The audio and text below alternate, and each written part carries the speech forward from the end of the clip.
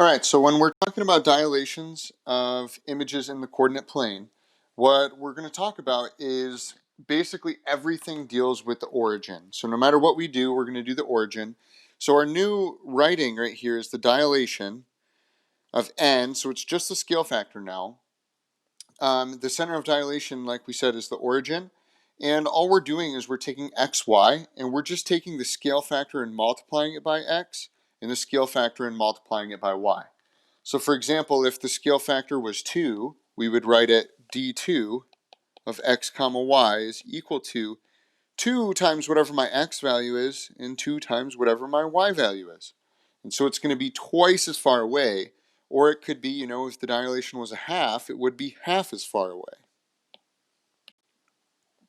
So let's go ahead and let's try it. So the dilation of an image of triangle LMN, our scale factor is 2, so what that means is that we're going to go twice as far away.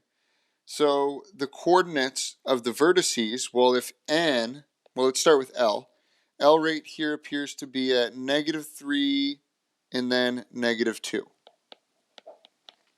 So L prime, this has to be -6, -4. So I'm going to go ahead, I'm going to graph that right away. -6, -4, that's my L prime.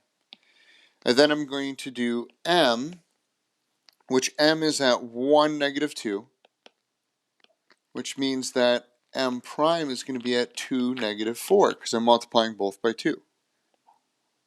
So that's my M prime right there. And then the last point, N, N, that was at 2, 3. So that means that N prime has to be at 4, 6.